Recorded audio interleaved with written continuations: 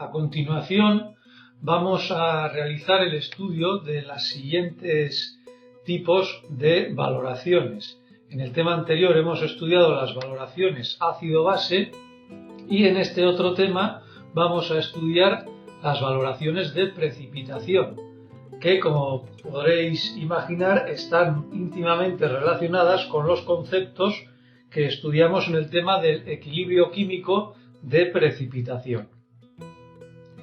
Bien, la característica fundamental de las valoraciones de precipitación es que la adición del valorante va a provocar la aparición de un precipitado que va a dar turbidez a la disolución al valorarla dentro del Erlenmeyer.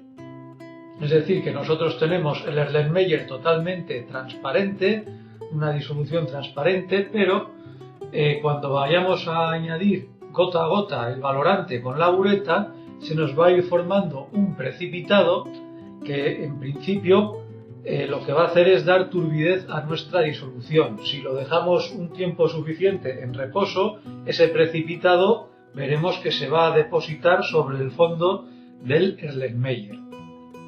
Por tanto, aquí tenemos el esquema general de una valoración por precipitación. Nosotros por la bureta vertemos el agente valorante y vemos que en el Erlenmeyer, a medida que añadimos gotas de valorante, se nos va formando un precipitado de un color determinado que nos va a dar turbidez a la disolución que tenemos en el Erlenmeyer, y con el tiempo ese precipitado se va a ir depositando en el fondo.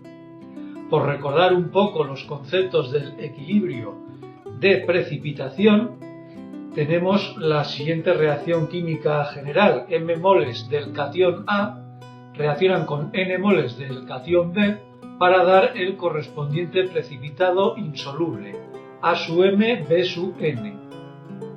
Esta reacción está gobernada por una constante de equilibrio que en este caso es el inverso de la constante de solubilidad, es decir, el inverso del producto de estos dos iones, elevados por supuesto a sus correspondientes índices estequiométricos.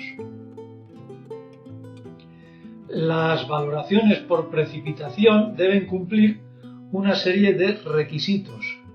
El precipitado que se nos forma aquí, el precipitado insoluble, debe tener un pKs muy alto, es decir, que sea una sustancia bastante insoluble.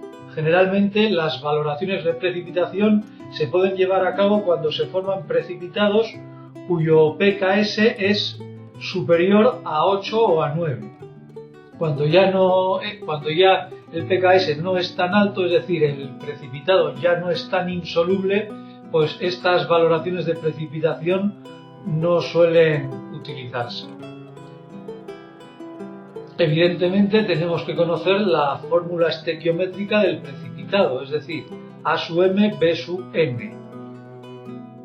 Y por supuesto tenemos que disponer de un indicador apropiado para conocer, para visualizar el punto final de estas valoraciones.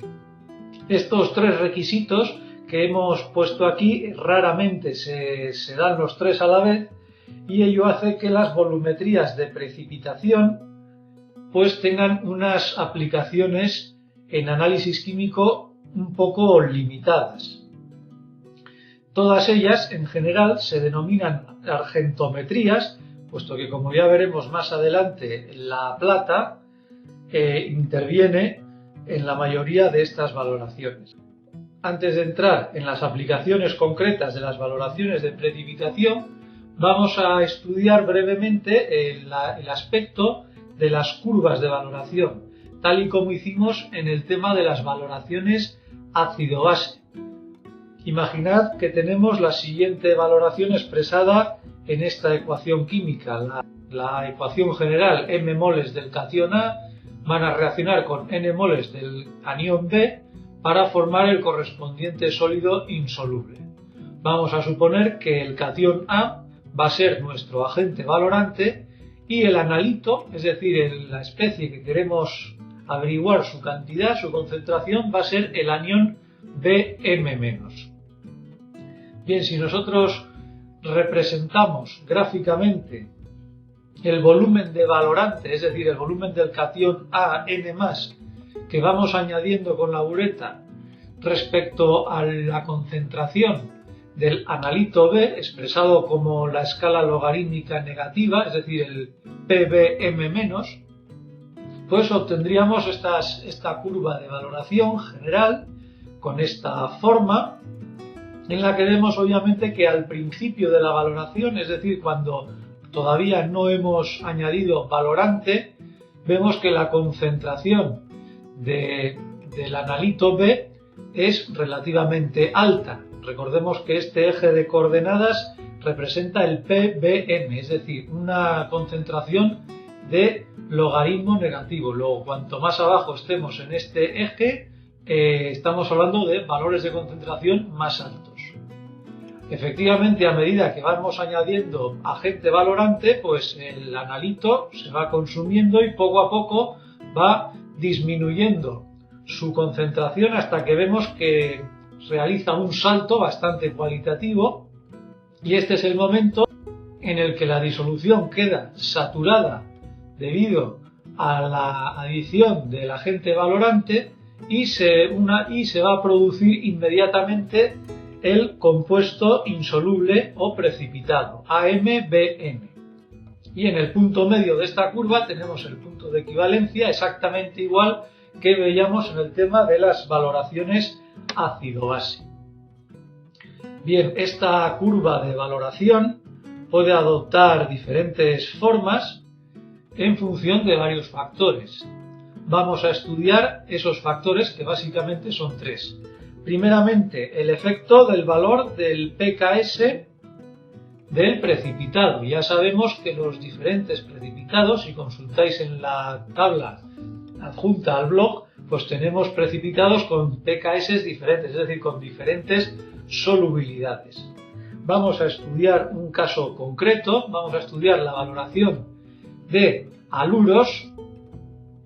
Aquí tenemos el haluro general X- y se van a valorar con una sal soluble de plata. Y tenemos básicamente tres haluros: el cloruro de plata, el bromuro de plata y el yoduro de plata, cada uno de ellos con estos valores de pK de solubilidad. Como vemos, el yoduro de plata tiene el pKs más alto, es decir, el yoduro de plata es el precipitado más insoluble de todos. El menos insoluble de todos sería el cloruro de plata, que tiene el valor de pKs más pequeño. Y entre ambos estaría el bromuro de plata, que tiene un valor de pKs intermedio. Bien, ¿qué es lo que observamos en estas curvas de valoración? Pues vemos que los saltos del px son mayores cuanto más insoluble sea el precipitado que se forme.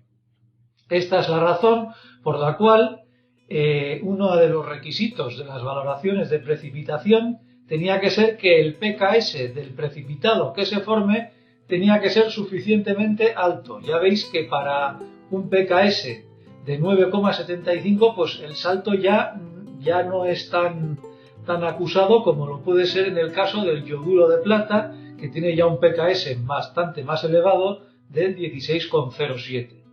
Por lo tanto, una de las características de estas curvas de valoración es que el salto cualitativo va a ser más perceptible cuanto más insoluble sea el precipitado que se forme. Vamos a estudiar a continuación otro segundo efecto que condiciona la forma de las curvas de valoración en una valoración de precipitación, y es el efecto de las concentraciones. Siguiendo un poco con el caso anterior, imaginad que vamos a valorar un haluro en concreto, el que sea, frente a una sal de nuevo de plata. Fijaros que aquí tenemos dos curvas de valoración, una de color azul y otra de color naranja. La de color azul indica que la concentración de nuestro analito es de 0,1 molar, es decir, que el px sería 1, y la curva naranja representa la valoración cuando la concentración de analito es de 0,01 molar, 10 a la menos 2 molar, o lo que es lo mismo, el px es 2. Bien, aquí encontramos un paralelismo con las valoraciones ácido-base. Si recordáis, en las valoraciones ácido-base, cuanto más concentrado estaba un ácido o una base, el salto cualitativo de la curva era mayor. Y aquí ocurre exactamente lo mismo. Cuanto más concentrado esté el analito, el salto en la curva de valoración va a ser mayor. Vemos que aquí el analito tiene una concentración menor de 0,01 molar y el salto que experimenta esta curva de valoración evidentemente es menor. Pero sin embargo, fijaros que el punto de equivalencia sigue estando en el mismo sitio, puesto que al margen de las diferentes concentraciones que tengamos aquí, el precipitado va a ser el mismo con su mismo pKs en ambos casos. Y por último, tenemos también otro efecto que también se puede equiparar a lo que teníamos en el tema de las valoraciones ácido-base, que es lo que ocurre cuando tenemos una mezcla de precipitados. Imaginad que nosotros tenemos en nuestro Erlenmeyer no un determinado analito, sino dos analitos. Tenemos bromuro y yoduro. Y nosotros vamos a utilizar nuevamente como agente valorante una sal soluble de plata. Conforme nosotros vamos añadiendo nuestra disolución de valorante, observaríamos que primeramente nos aparece un salto cualitativo del precipitado que precipita en primer lugar. Evidentemente, ya hemos visto antes que precipita en primer lugar aquel sólido que sea más insoluble de todos. Hemos visto que efectivamente el yoduro de plata es más insoluble que el bromuro de plata. Luego el primer precipitado que se nos va a formar en esta valoración es el yoduro de plata, el haluro más insoluble de los dos. Pero una vez ha precipitado todo el yoduro en forma de yoduro de plata, si nosotros seguimos añadiendo plata, va a llegar un momento en que observaremos un nuevo salto cualitativo que va a corresponder precisamente a la precipitación del bromuro de plata, del haluro menos soluble de los dos analitos. Esto también observábamos en el tema de las valoraciones ácido-base, cuando nosotros valorábamos bien una mezcla de ácidos o un ácido poliprótico. En este caso sería un ácido diprótico. Evidentemente, si nosotros tuviéramos, además de estos dos analitos, tuviéramos 3 analitos, 4 analitos, pues el número de saltos de esta curva de valoración sería todavía mayor. Aunque es muy importante señalar que para que se vean clara y nítidamente la separación de estos dos saltos en la curva de valoración, es importante que los precipitados tengan unos valores de pKs suficientemente separados entre sí para que se puedan ver los diferentes saltos. Si nosotros tenemos unos analitos que van a dar lugar a precipitados con unos pKs similares o relativamente similares, pues estos saltos se van a juntar tanto que van a ser imperceptibles prácticamente a simple vista. Bien, una vez estudiadas las curvas de valoración, vamos a estudiar cómo se determina el punto final de estas valoraciones. Básicamente existen dos formas de realizarlo. Una de ellas es por métodos instrumentales, es decir, que utilizamos unos instrumentos de laboratorio especiales para detectar esos puntos finales de valoración, que básicamente son estos tres que tenéis aquí desarrollados: la potenciometría, la conductimetría y la turbidimetría. Los dos primeros, la potenciometría y la conductimetría, están más o menos relacionados entre sí, y en ambos casos lo que estudiamos es la evolución tanto del potencial como de la conductividad eléctrica de la disolución a medida que esta disolución se va empobreciendo de iones. Evidentemente, cuando nosotros tenemos la muestra con el analito, la concentración de iones es bastante alta, pero a medida que vamos añadiendo agente valorante, se nos va a ir formando el precipitado que va a retirar de la disolución una cantidad importante de iones. Y eso, evidentemente, va a tener una clara repercusión en cuanto al potencial de la disolución y su conductividad eléctrica. Cuanto menor sea el número de iones libres que haya en disolución, el potencial y la conductividad de esa disolución va a ser cada vez menor. Y por último, también se puede estudiar el grado de turbidez de esa disolución, es decir, la turbidimetría. A medida que nosotros vamos añadiendo valorante a nuestra disolución problema, esa disolución se va a ir enturbiando poco a poco, hasta que va a llegar un momento en que todo el analito ya ha reaccionado, ya ha precipitado, y entonces la turbidez se va a mantener constante. En ese momento el aparato nos dice que no se aprecian ya cambios en la turbidez, y en ese momento ya podemos decir que hemos alcanzado nuestro punto final de valoración. Sin embargo, nosotros vamos a ver en profundidad pues las valoraciones de precipitación un poco más clásicas, por así decirlo, aquellas que usan indicadores tanto de color como de absorción. Y estos métodos van a ser básicamente tres, los métodos, como tenéis aquí, de Mohr, de Volhard y de Fajans. Vamos a estudiar uno por uno cada uno de ellos.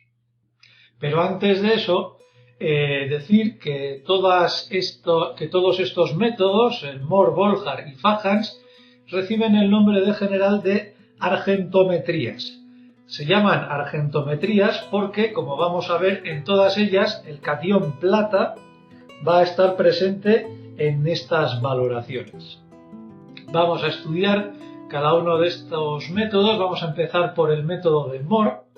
Este método se utiliza para calcular concentraciones de cloruros, bromuros y cianuros, utilizando, como ya hemos dicho, catión plata como agente valorante.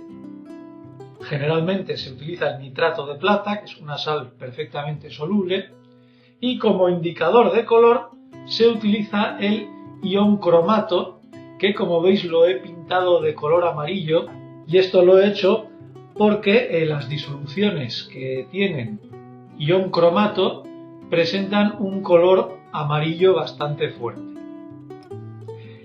Como inciso, hay que decir que para llevar a cabo esta valoración por el método de Mohr, el pH hay que ajustarlo a un valor comprendido entre 7 y 10.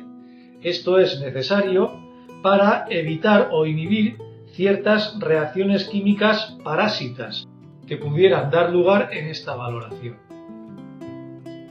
Dicho eso, vamos a estudiar qué reacciones químicas se nos producen en esta valoración por el método de Mohr.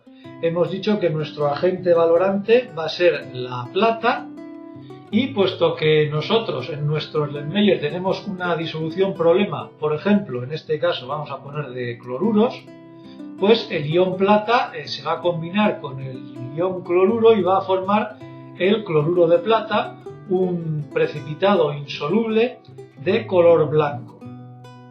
Pero no olvidemos que en nuestro Erlenmeyer hemos añadido también el ion cromato, que nos va a servir como indicador. Aquí vamos a ver cómo nos sirve de indicador. El ion cromato se puede combinar con dos cationes de plata para formar este precipitado, el cromato de plata, que es nuevamente un sólido insoluble y que tiene un color rojo. Por eso lo he escrito aquí de color rojo. Vamos a estudiar las solubilidades tanto del cloruro de plata como del cromato de plata. Si vais a las tablas adjuntas en este blog, tenéis aquí los valores del pKs. Para el cloruro de plata es 9,75 y para el cromato de plata es 11,95. Observando estos valores a simple vista podríamos deducir que, puesto que el pKs del cromato de plata es mayor que el del cloruro de plata, el cromato de plata es más insoluble que el cloruro de plata. Pero esto no es así, debido a la particular estequiometría que presenta este compuesto. Si vosotros realizáis el cálculo de la solubilidad partiendo tanto de la estequiometría de los productos como de los pKs, vais a ver que la solubilidad del cloruro de plata es de 1,34 por 10 a la menos 5 molar, pero que la solubilidad del cromato de plata es algo mayor, es 6,69 por 10 a la menos 5 molar. Con estos valores de solubilidad, ¿a qué conclusión llegamos? Pues evidentemente a que el cromato de plata es más soluble que el cloruro de plata. Por lo tanto, en nuestro Erlenmeyer, el primer precipitado que se nos va a formar va a ser el precipitado más insoluble. En nuestro caso, va a ser el cloruro de plata. Un precipitado que ya hemos dicho que es de color blanco. Resumiendo, que en nuestro Erlenmeyer tenemos tanto iones cloruro como iones cromato. Nosotros vamos a añadir como agente valorante plata. Esa plata, primeramente, va a formar el precipitado más insoluble, es decir, el cloruro de plata blanco. Pero va a llegar un momento en que la disolución se va a quedar sin iones cloruro. En ese momento, al ion plata no le queda más remedio que reaccionar con el ion cromato para formar el cromato de plata, que ya hemos dicho que es de color rojo. Es decir, que nuestro punto final de valoración va a ser aquel en el que una gota de disolución patrón de plata va a generar un precipitado de color rojo. En ese momento cerramos la bureta y leemos el volumen de disolución de plata que hemos gastado y realizamos los correspondientes cálculos. De la misma forma que en el tema anterior de valoraciones ácido-base hemos puesto una serie de ejercicios para comprobar cómo se hacen estos cálculos, en la entrada al blog a este tema también tendréis una serie de ejercicios resueltos de valoraciones de precipitación. Para que veáis un poco o os hagáis la idea de cómo evoluciona esta valoración por el método de Mohr, he encontrado en internet un par de imágenes. Aquí tendríamos primeramente la disolución con nuestro analito inicial y veis que la disolución es inicialmente amarilla. Este color amarillo se debe precisamente a la presencia de iones cromato. Iones cromato que dan el color amarillo a esta disolución. El precipitado rojo de cromato de plata es este de aquí. Veis que es un precipitado de un color rojo muy intenso y ya en la segunda fotografía se aprecia mejor los dos precipitados que se nos forman. Primeramente el precipitado de color blanco, este de aquí, que es el cloruro de plata, y después este precipitado que aún no se ha depositado sobre el fondo, que es el cromato de plata, que es de color rojo. Para que esta precipitación fraccionada, tanto del cloruro de plata como del cromato de plata posteriormente, se lleve a cabo de una forma efectiva, hay que calcular cuál es la concentración máxima de indicador cromato que debemos añadir a nuestra aliquot. Para ello vamos a realizar una serie de cálculos basados en el equilibrio químico. Como ya sabemos, según las tablas, el valor de K/S del cloruro de plata es de 10 elevado a menos 9,75. Si recordáis del tema de equilibrio químico, este valor es igual al producto entre las concentraciones de los iones plata y cloruro, todos ellos elevados a la unidad, puesto que el cloruro de plata tiene una estequiometría 1:1. De tal manera que en el punto de equivalencia se nos va a cumplir esta condición, que la concentración de iones plata va a ser igual a la concentración de iones cloruro. Si nosotros conocemos el valor de K/S, podemos despejar directamente que tanto la concentración de iones plata como de cloruro en el punto de equivalencia de la valoración va a ser precisamente la raíz cuadrada de este valor, es decir, 10 a la menos 4,87 molar. Vamos a continuación a estudiar el segundo precipitado, el precipitado del cromato de plata, que como ya sabemos tiene este valor consultado en las tablas y este valor es igual a la concentración de iones plata elevado al cuadrado. Mucho cuidado, porque ahora tenemos la estequiometría de este precipitado es 2:1, la plata tiene el subíndice 2, y después el cromato elevado a la unidad. Nosotros sabemos que en el punto de equivalencia la concentración de plata es igual a este valor. Si nosotros sustituimos este valor aquí, podemos despejar directamente la concentración de cromato que vamos a tener en el punto de equivalencia. Si realizáis esas operaciones, os va a salir que la concentración de cromato en el punto de equivalencia va a tener este valor, 6,15 por 10 a la menos 3 molar. Por lo tanto, debemos cuidarnos de añadir en el Erlenmeyer una cantidad de cromato que no exceda de este valor, de 6,15 por 10 a la menos 3 molar. Evidentemente, este valor va a variar en función de si nosotros vamos a determinar cloruros, bromuros o cianuros. Todo depende, evidentemente, del valor de esta K(S).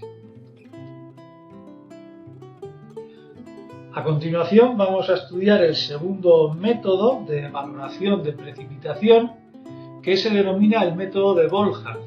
Este método de Volhard tiene dos variantes y vamos a estudiar ambas. La primera de ellas es la más sencilla de todas, es la determinación directa de cationes plata utilizando como valorante una sal de tiocianuro y como indicador una sal de hierro 3 soluble. De nuevo, el hierro 3 lo he pintado de amarillo porque las disoluciones de hierro 3 adquieren un color amarillo. Fijaros que en este caso lo que vamos a determinar es la concentración del catión plata, no de la concentración de los aniones, tal y como hacíamos en las valoraciones de Mohr. En las valoraciones de Mohr determinábamos las concentraciones aniónicas. En este caso vamos a determinar la concentración del catión plata. Nuevamente hay que incidir en que para realizar este método tenemos que ajustar un pH ácido para evitar, como en el caso anterior, que se nos formen reacciones parásitas que nos falseen de alguna forma los resultados obtenidos. ¿En qué consiste la primera variante de este método Volhard?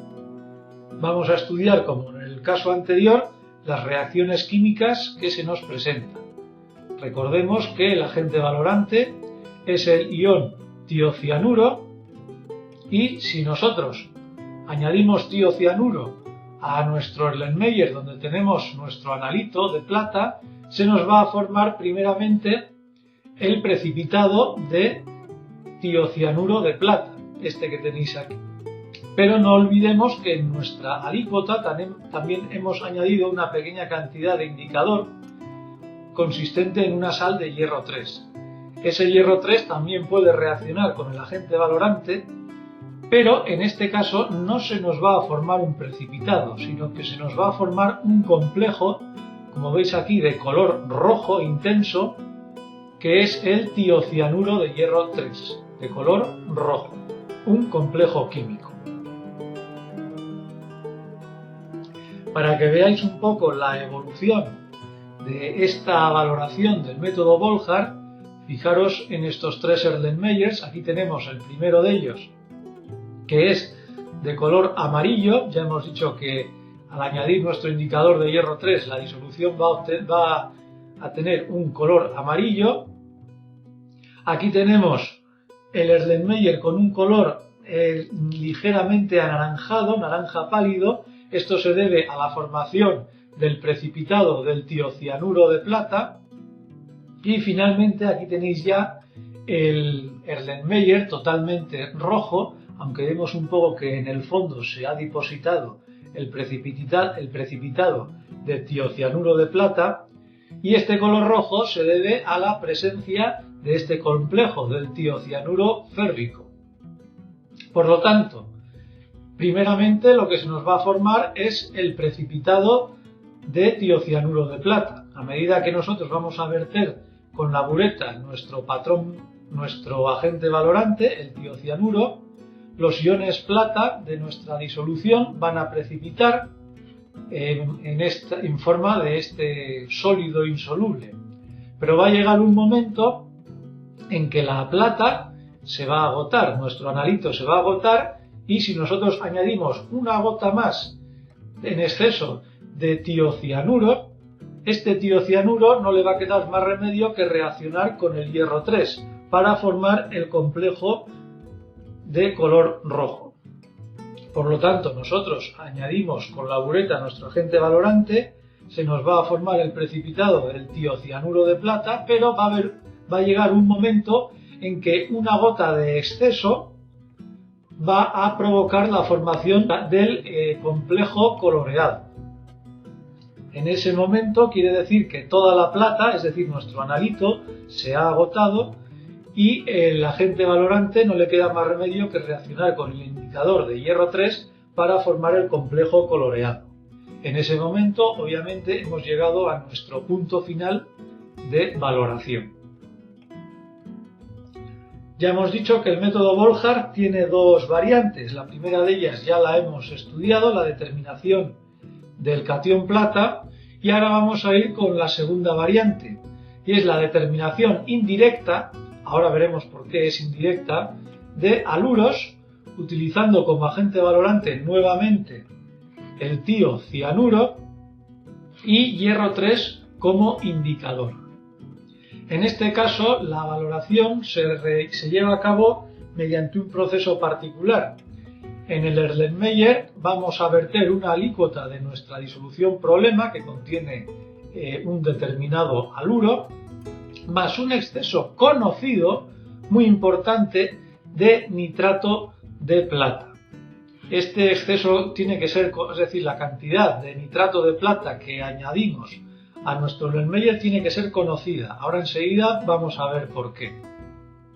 De tal manera que si nosotros a una disolución que contiene un determinado haluro le añadimos nitrato de plata, se nos va a formar el correspondiente haluro de plata, el AgX, pero hay que recordar que también se nos va a quedar un exceso de nitrato de plata, es decir, un exceso de catión plata en disolución.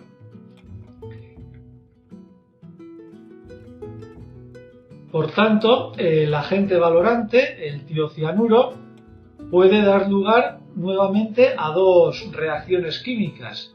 Puede reaccionar con esta plata que queda en exceso para formar este sólido que ya conocemos del método anterior, pero también puede formar este complejo químico de color rojo que también hemos visto en la valoración anterior, el tiocianuro férrico. Por lo tanto, vemos que esta segunda variante es muy similar a la primera variante. Lo que ocurre es que tenemos que tener mucho cuidado con la siguiente reacción. Una vez se forma, por ejemplo, este haluro, el cloruro de plata, este cloruro de plata puede ser desplazado por el agente valorante, por el tiocianuro, para formar el tiocianuro de plata e ion cloruro.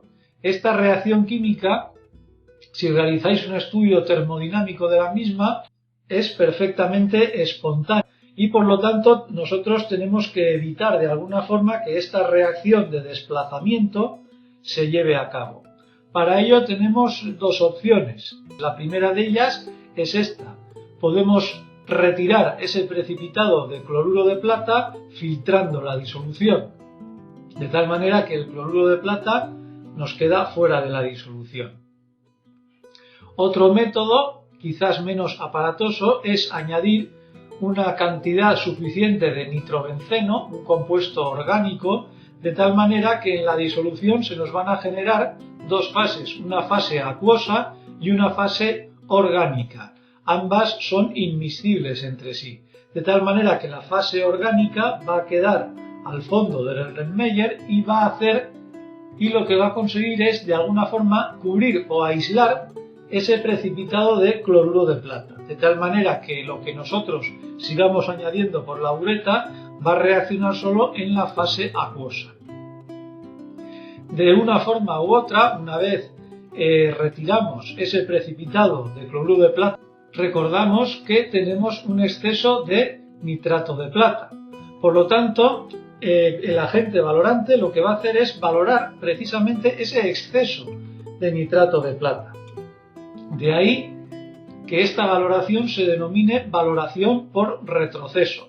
Nosotros conocemos la cantidad total de nitrato de plata que hemos añadido y parte de ese nitrato de plata ha reaccionado precipitando en forma de cloruro de plata. Sin embargo, tenemos todavía en el Erlenmeyer una disolución de cationes plata que precisamente vamos a valorar con el tiocianuro.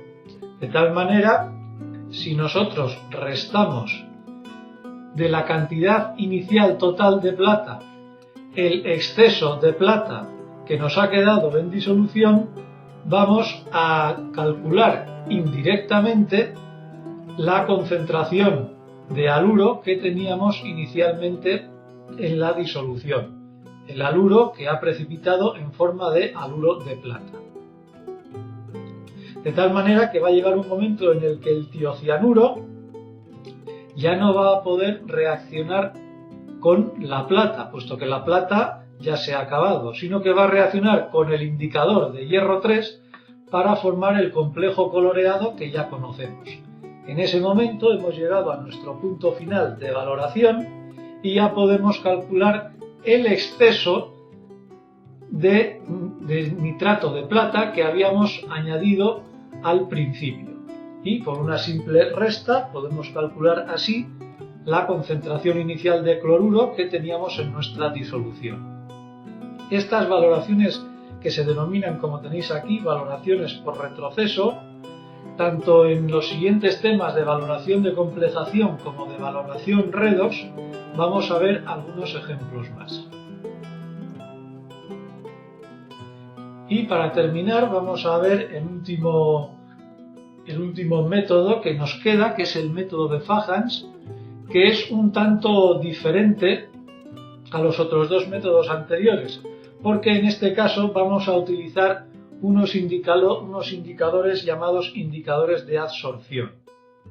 Pero para empezar vamos a decir que este método de Fajans se utiliza para determinar concentraciones de haluros, de tiocianuros o incluso de este complejo, el hexacianoferrato 3, y como valorante se utiliza de nuevo catión plata. De nuevo se trata de una argentometría, como hemos visto en los casos anteriores. Bien, aquí lo que difiere un poco de los métodos anteriores son estos, los indicadores de absorción. ¿Qué son esos indicadores de absorción? Pues son unas sustancias químicas de naturaleza orgánica que se van a absorber o desorber, según el caso, sobre la superficie del precipitado formado, de tal manera que el precipitado cambia su color. En realidad el precipitado no cambia su color, pero el precipitado se recubre de estos indicadores de absorción de tal manera que hace cambiar su aspecto externo. Aquí tenéis un ejemplo de cómo aquí se nos forma un precipitado amarillo, pero llega un momento en que estos indicadores reaccionan con el agente valorante y, por ejemplo, aquí se nos forma un precipitado rojo que simplemente es este mismo precipitado, pero sobre el que se le ha adherido, es decir, se ha absorbido un determinado indicador de Fajans. Estos indicadores de absorción ya hemos dicho que tienen naturaleza orgánica y pueden ser tanto aniónicos como catiónicos. Aquí tenéis simplemente citados los diferentes indicadores de absorción, tanto aniónicos como catiónicos, que se suelen emplear. Y por último, decir que este método de Fajans nos permite realizar valoraciones de precipitación de naturaleza no argentométrica, es decir, que podemos utilizar agentes valorantes diferentes al catión plata. Aquí tenéis en esta tabla los diferentes analitos que podemos calcular, los fluoruros, sulfatos, ion zinc, el ion mercurio 1, los fosfatos y los oxalatos. En la siguiente columna tenéis los agentes valorantes que se emplean en estas valoraciones. Ya veis que ya no tenemos como agente valorantes la plata, sino aquí tenemos, por ejemplo, el nitrato de torio, el hidróxido de bario, el hexacianoferrato potásico, la sal común, el cloruro de sodio, e incluso para estos dos casos se utiliza un mismo agente valorante que es el oxalato de plomo. ¿Qué precipitados se nos forman? Pues en el primer caso se nos formaría el tetrafluoruro de torio, en el siguiente el sulfato de bario, en el siguiente se nos formaría este otro precipitado ya más complejo, también aquí se nos formaría el cloruro de mercurio 1, el fosfato de plomo y el oxalato de plomo. Y como indicadores, en cada uno de los casos tendréis estos indicadores que resultan útiles para determinar estos analitos. Fijaros en los dos últimos, la dibromofluoresteína y la fluoresteína son precisamente indicadores de absorción, utilizados en las argentometrías por el método de Fajans. Y con esto hemos concluido el segundo tema de las valoraciones de precipitación. A continuación estudiaremos los otros dos tipos de valoraciones, es decir, las valoraciones complexométricas y las valoraciones redox. Muchas gracias.